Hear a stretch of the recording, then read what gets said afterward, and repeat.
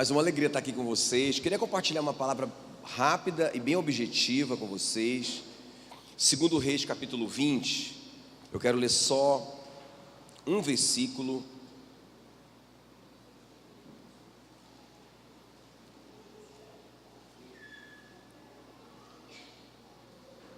Segundo Reis, capítulo 20. Quero fazer um desafio prático para vocês hoje à noite, ok?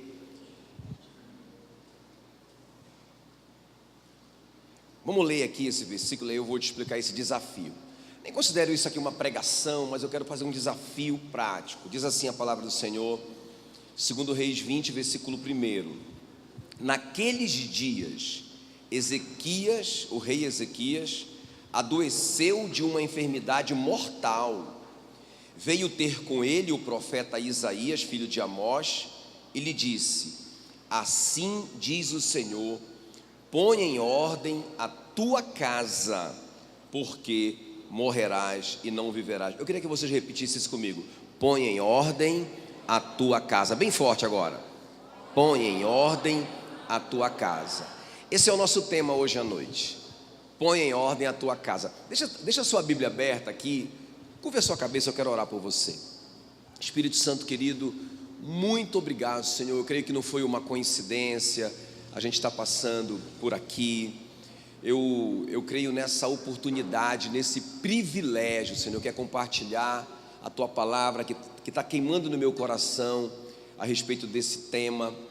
Ó Deus, e nós clamamos, derrama sobre nós sabedoria e revelação, para que não seja só um tempo de ensino, mas que o teu Espírito venha nos desafiar, venha nos mudar por dentro nessa noite, venha nos convencer pelo teu amor. Em nome de Jesus nós oramos e te agradecemos. Amém, amém. Qual que é o nosso tema? Bem forte. Põe em ordem a tua casa. Irmãos, eu sou muito ligado numa coisa, viu, pastor Fábio, pastora Cardene, né, os líderes aqui. Eu sou muito ligado em algo. Eu fico prestando atenção no que os meus líderes estão pensando. Que eu creio muito, né, que a unção vem pela cabeça, está escrito, Salmo 133, não é? A unção vem pela cabeça, escorre pela barba de Arão, pela gola das suas vestes, e aí ela derrama no corpo inteiro, não é? Ou seja, em todas as partes do corpo. Então, eu creio muito que Deus é assim, Ele não começa do pé para cima, Ele começa da cabeça para o corpo. E a nossa liderança em todo o Brasil, eu digo assim, até que no mundo inteiro, está tendo uma grande preocupação ultimamente. Eu fico ligado neles, no que eles estão falando, no que eles estão conversando, no meu discipulador, pastor Genildo, que é do Presbitério de Governo Nacional, e eles estão falando sobre família. Irmãos, aí eu fico ligado. Inclusive essa conferência do MDA em Belém, nós estamos indo para lá agora, eu vou ser um dos preleitores em Belém. E o tema da conferência é família, a célula principal. Entendeu? Então, irmãos, eu fico muito ligado. Então, o que eu creio que Deus está falando com a Igreja da Paz no mundo é: põe em ordem a tua casa. Ok? Então tem um clamor do Espírito Santo. O coração do Espírito Santo está batendo forte a respeito de família, não é? Então, irmãos, eu tenho viajado muito por aí, tenho conversado muito isso com a mãe também. Esse amor, é impressionante o que a gente tem visto por aí, não é? Não só por aí, em todo lugar do mundo inteiro, não é? Irmãos, as pessoas correndo tanto, veja bem, e os filhos entrando no mesmo frenesi, viu? Na nossa época, né? Na época do pastor Fábio também, né? Na minha época, porque eu sou muito mais novo, né? Mas na nossa época não era assim. Não sei se vocês lembram disso, né? Vocês coroas, né? A gente não passava o dia inteiro na escola, não é? Não era assim, irmãos. A gente tinha muito tempo com a família, a gente tinha muito tempo de qualidade com a nossa família. Hoje em dia os nossos filhos, eles passam o dia inteiro, além deles passarem o dia inteiro na escola, os jovens, os adolescentes, não é? Quando eles chegam, eles já têm outras tarefas também, não é? E aí, irmãos, nós temos perdido o melhor da vida, que é a nossa família, não é? Então por isso que eu creio que nesses últimos dias o Espírito Santo está falando com a gente a respeito da nossa família. Então vamos ver aqui na prática. Eu quero trazer uma palavra prática, como eu disse. Põe em ordem a tua casa, falou para o Ezequias, né? Então Deus mandou o profeta Isaías falar isso para ele. Olha, ele estava doente, e o profeta Isaías falou para ele: você vai morrer, ok? Não tem outro jeito, você vai morrer, mas antes de você morrer, põe em ordem a tua casa. Irmão, deixa eu falar uma coisa para você. Você manda alguém organizar alguma coisa que está bagunçada, sim ou não? Não é? Então eu creio que o que Deus está falando para o Ezequias está servindo para nós. Ezequias, você vai morrer e a sua casa está uma bagunça, não é? Então antes de você morrer, eu vou te dar uma chance, dar uma arrumada nesse negócio. Não é? É interessante, irmãos, nós sabemos da história que o Ezequias então chora ali, se arrepende, não é? Ora, fala com Deus: Senhor, me dê mais um pouco de tempo, lembra que eu andei nos teus caminhos, não é? E o que Deus faz com Ezequias? O que ele faz? Ele dá mais quantos anos? 15 anos. Irmãos, 15 anos, agora bora fazer uma conta. 15 anos, ele tinha 39 quando ele ficou doente, quando ele recebeu essa palavra: põe em ordem a tua casa porque você vai morrer. Então ele viveu mais 15, quantos anos são? 54, né? Quando ele morreu, aí o Manassés começou a reinar no lugar dele. O Manassés tinha 12 anos quando ele começou a reinar. Então quantos anos o Manassés tinha quando o Ezequias recebeu essa palavra, há 15 anos atrás? Ele não tinha nascido. Ele nasceu quantos anos depois? 3. Agora vamos lá. Gente, tudo que Deus pediu para ele, ou mandou ele fazer, foi o seguinte: coloca em ordem a sua casa. Então o que era para ele fazer? 3 anos depois, quando o Manassés nasceu, não era para ele concentrar no Manassés?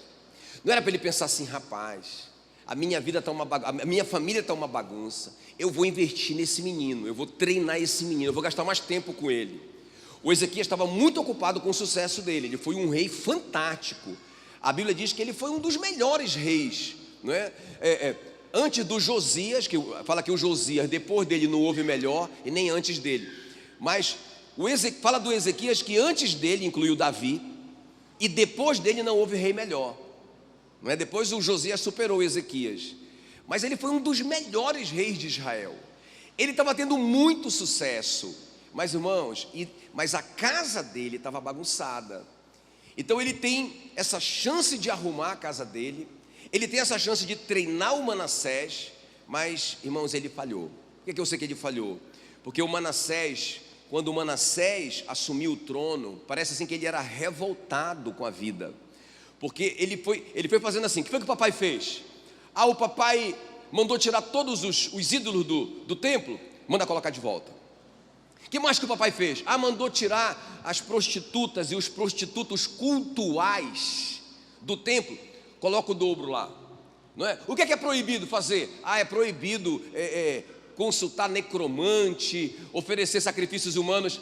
Então eu vou sacrificar o meu próprio filho para mostrar que pode. Irmão, ele foi fazendo tudo ao contrário do que o pai dele ensinou. Para mim, o Manassés era uma pessoa revoltada com o pai dele. Então veja bem, você vê um cara que está tendo muito sucesso, um cara que andou com Deus, mas você vê o filho dele, irmãos, muito com a vida muito bagunçada. Olha o que o Jeremias diz do Manassés em Jeremias 15, o versículo 4. Olha o que diz. Fala que no versículo 1 fala assim mesmo: ainda que Samuel e Moisés intercedessem a mim por Jerusalém, eu não ouviria a sua oração. Quem está me entendendo? Nem que o Moisés viesse aqui, bater aqui, nem que o Samuel, só faixa preta, isso que é faixa preta, se eles pedissem, eu não livraria Jerusalém. Olha a resposta dele. Por quê? Aí ele fala no versículo 4: entregá-los-ei para que seja um espetáculo horrendo para todos os reinos da terra, por causa de Manassés, filho de Ezequias, rei de Judá. Irmão, olha aqui para mim que eu vou te falar. O cativeiro babilônico começou na casa do rei Ezequias. Quem está me entendendo? A casa do rei Ezequias foi a barriga, não é? Aonde foi gerado o cativeiro babilônico por causa de Manassés. Olha só, que tragédia, não é? Então, irmãos, é muito interessante isso. Outro exemplo triste na Bíblia é o Samuel, não é? Porque o Samuel, meu Deus do céu, que homem de Deus. Está aqui a Bíblia fala assim: ainda que Moisés e Samuel viessem pedir para mim, porque os caras são fera, não é? E aí, irmãos, o Samuel termina a vida. Quando ele termina o tempo dele, está ficando velho. Aí o povo começa a dizer para ele assim: Samuel, é o seguinte, você está ficando velho e os seus filhos não andam nos seus caminhos. Levanta um rei para nós. Se você vivesse mais 50 anos, nós estávamos fechados contigo. Mas os seus filhos são bandidos, não é? Nós não queremos o seu filho. Coloca qualquer coisa no lugar deles. E colocou o rei Saul, né? Terrível. Mas eles a gente não vai aceitar. Irmãos, é muito lindo o discurso final do Samuel. Ele fala assim mesmo: eu roubei alguém. Lembra disso que ele vai falando? Eu roubei alguém, eu enganei alguém, eu defraudei alguém. E todo mundo diz: nunca, nada. Você foi impecável. Mas, irmãos, os filhos dele não seguiram o exemplo do pai dele. Um sucesso na nossa vida vai compensar o fracasso na nossa família. Por isso que a palavra de Deus nos ordena nessa noite para a gente colocar em ordem a nossa casa. Presta bem atenção no que eu vou te falar aqui. Foi uma revelação da pastora Meila, né? Que o Jefté, lembra do Jefté? Quem lembra do Jefté? Juízes 11. A Bíblia fala, irmãos, que o Jefté, ele fez um voto com Deus.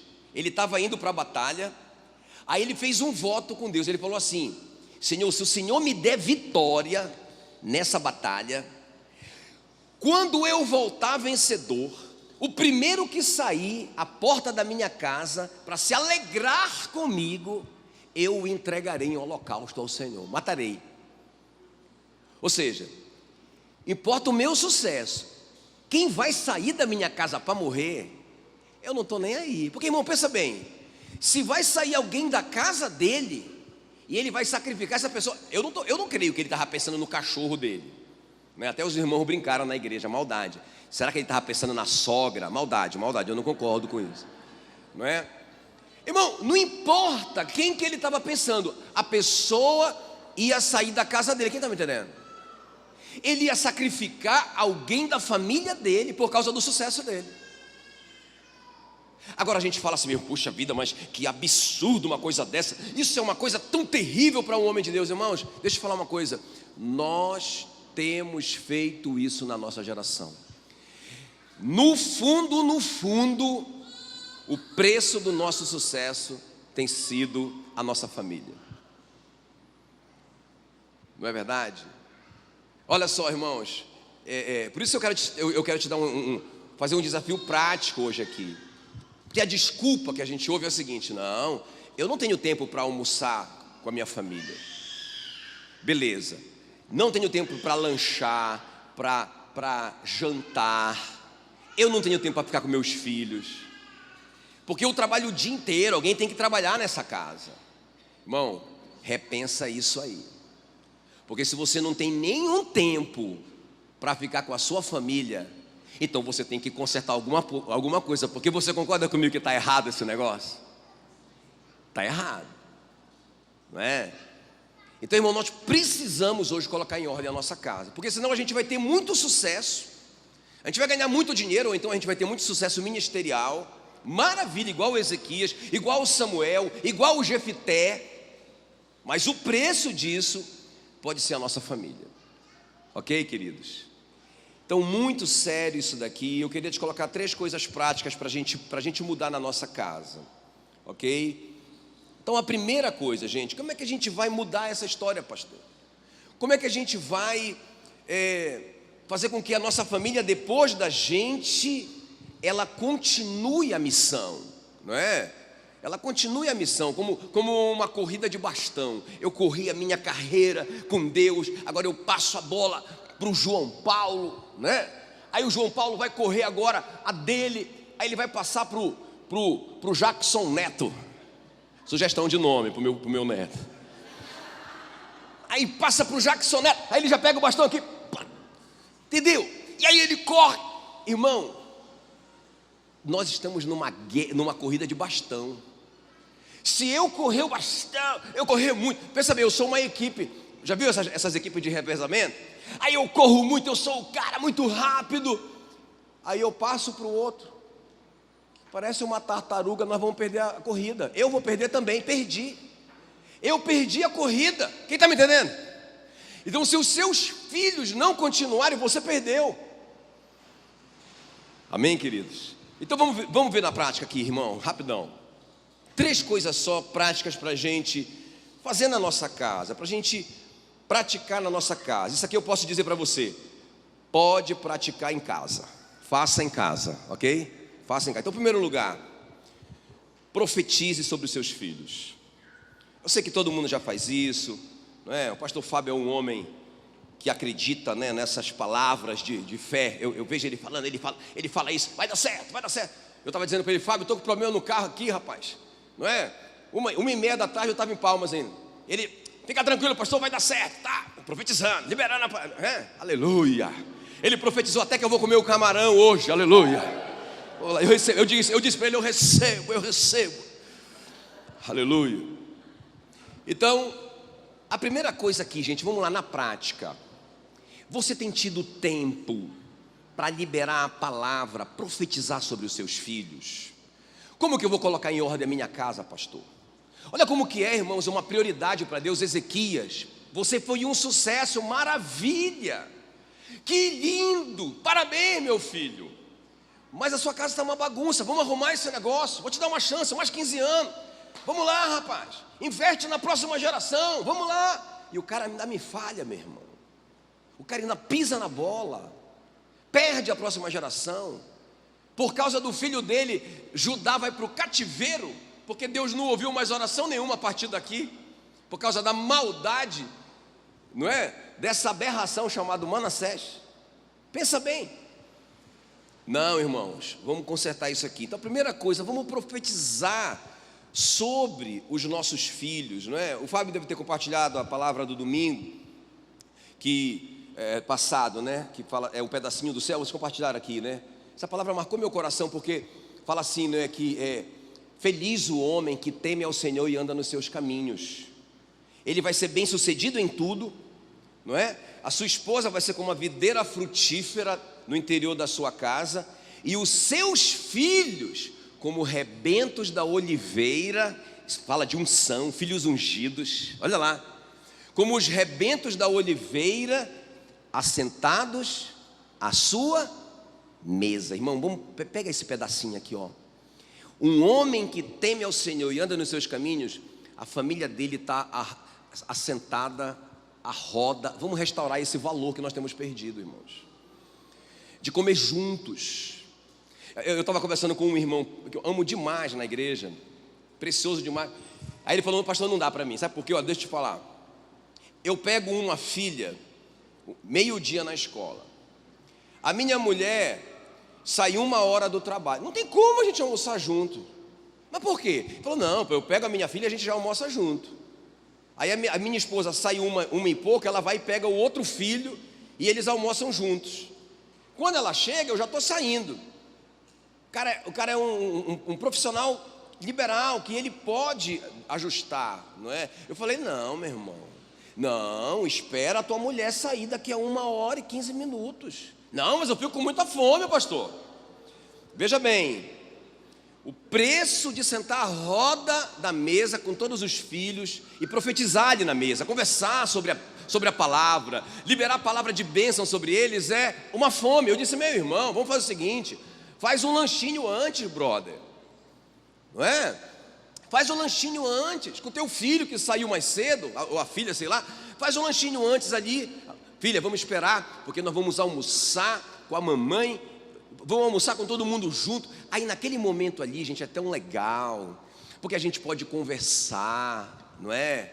A gente pode bater aquele papo gostoso. De repente um compartilha ali. Não é aquela coisa religiosa não, entendeu? Não estou falando de não, nada disso. ali, sabe, aquela coisa espontânea. Compartilha aí, hoje, compartilha aí a tua meditação hoje aí, não é? Um dos filhos, e a gente vai batendo aquele papo gostoso e tal. Irmãos, isso não tem preço. Quem está me entendendo? Põe em ordem a tua casa. Amém, queridos? Eu creio que a gente tem muito mais do que 15 anos. Diga, eu recebo. Então nós precisamos resgatar esse valor da gente comer junto, da gente compartilhar junto, da gente profetizar um sobre o outro. Ok, queridos? Isso é muito, muito, muito importante. Não é? Muito importante.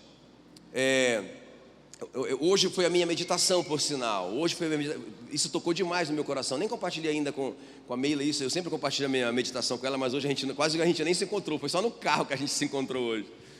Mas uma coisa que eu nunca tinha percebido, que a Ana, mãe do Samuel, olha só, gente, o que é que ela faz com Samuel. Nós sabemos, ela consagrou Samuel. Quem está me entendendo? O que é consagrar? Consagrar é dar para, não é? Separar para. Ela deu Samuel para Deus. Agora veja bem, ela fez isso numa época, olha só, 1 Samuel 3:1, fala que o jovem Samuel servia ao Senhor perante Eli. Naqueles dias a palavra do Senhor era muito rara. Quando foi que a Ana consagrou o filho dela ao Senhor? Porque você pode dizer, não pastor, hoje em dia o negócio está complicado, a palavra do Senhor está muito rara, não é? Muita internet, muita televisão, o senhor sabe, muito trabalho, pessoal correndo muito, crise, ninguém tem tempo, a palavra do Senhor muito rara. Igual no tempo da Ana.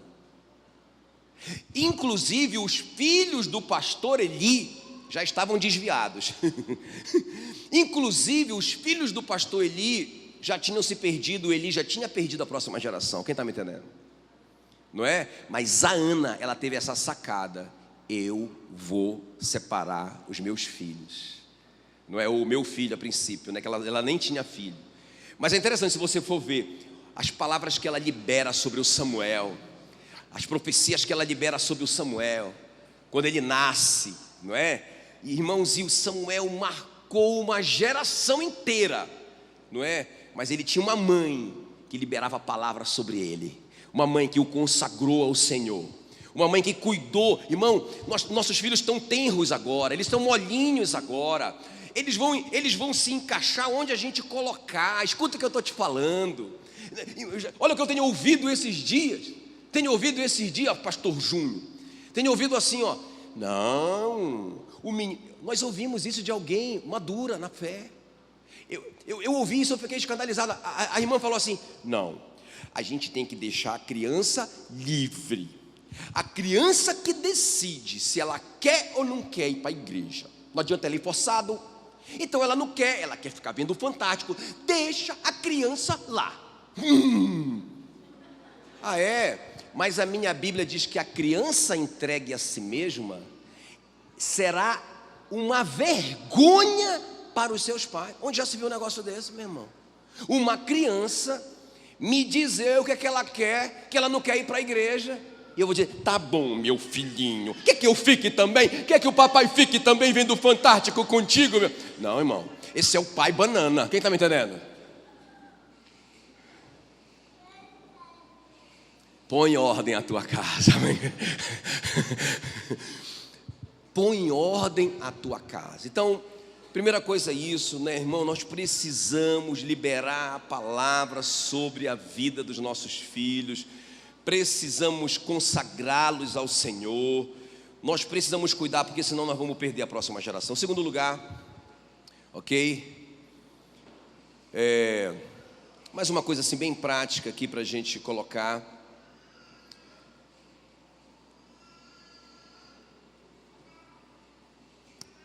Edificar os nossos filhos. Bora acompanhar comigo aí Deuteronômio. Eu vou terminar com isso aqui. Eu vou falar só essas duas coisas, porque já falei muita coisa.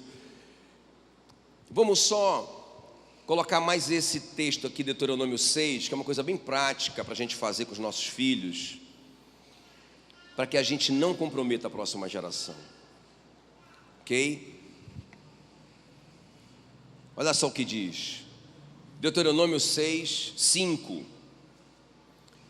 É um texto muito conhecido. Qual que é o segredo para eu não perder meus filhos, a próxima geração, gente? Pelo amor de Deus, a gente não pode deixar, irmãos, isso acontecer, em nome de Jesus. Amarás, pois, o Senhor teu Deus de todo o teu coração. Começa em mim. Eu que tenho que amar a Deus de todo o meu coração, como pai, como mãe, você como mãe. Amarás, pois, o Senhor teu Deus de todo o teu coração, de toda a tua alma e de toda a tua força. Aqui eu vejo espírito, alma e corpo envolvidos, não é?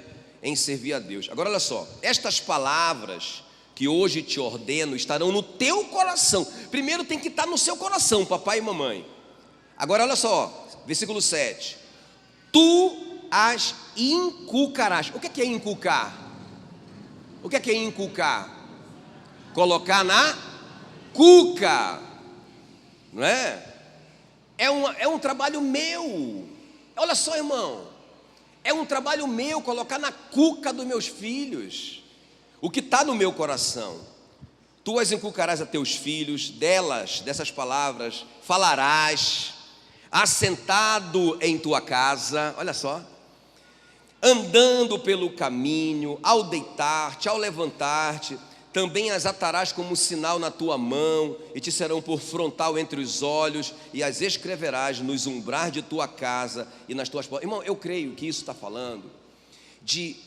Claro, a gente tem que contextualizar, mas a palavra em todo lugar na casa, eles não tinham televisão naquela época, não é? Eles não tinham internet, mas eles escreviam mesmo textos de propósito. O menino ia escovar o dente, não é? Estava lá um textozinho, um versículo importante ali na parede. Eles massificavam mesmo isso, gente. Olha só, Deus falou para eles: olha, primeiro tem que estar no coração de vocês. Pega essas palavras, vocês têm que ter essa palavra no coração de vocês, porque senão vocês não vão passar para os filhos de vocês. Mas eu creio que hoje em dia, irmãos, a gente poderia aproveitar mais a tecnologia a nosso favor, não é?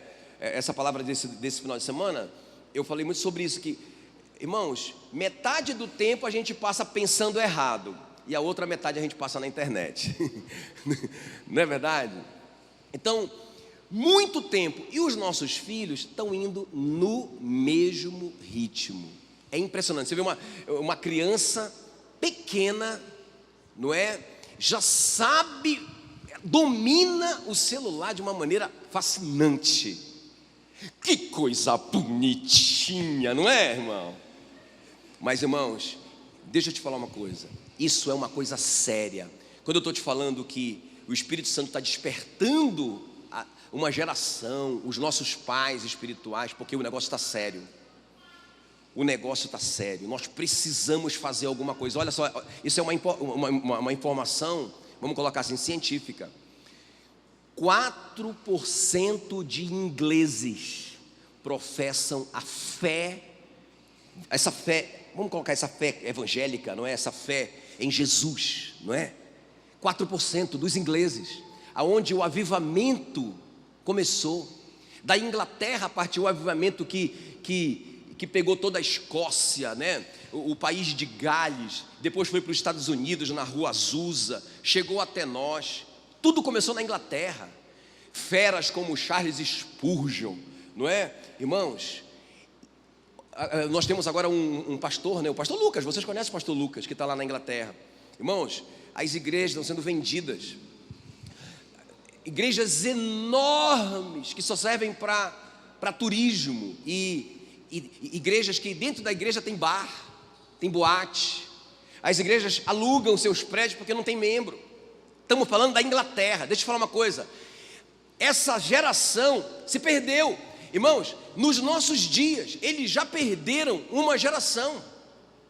Na verdade, os muçulmanos dominaram a Inglaterra.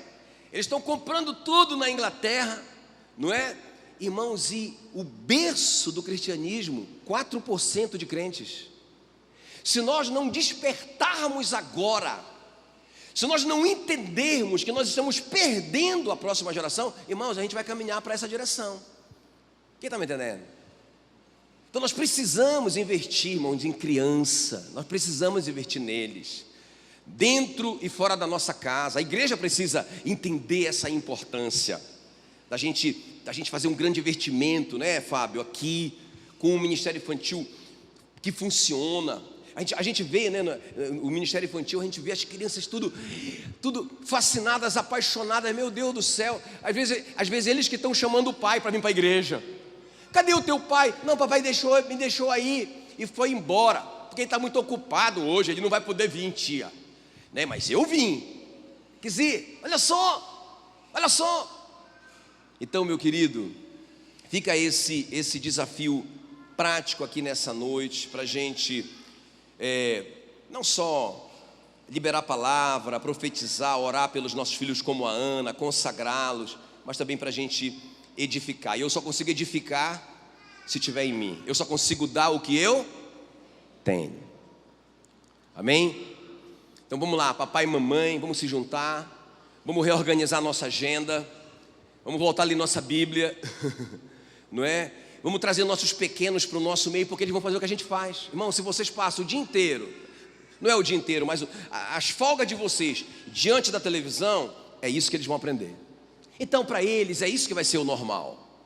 Se eles veem vocês o que sobra de tempo na internet, a mamãe, aqui não, né? Eu estou falando de Palmas, capital, não é? Para lá funciona isso. Mamãe o dia inteiro no WhatsApp, no Facebook, no Instagram, não é?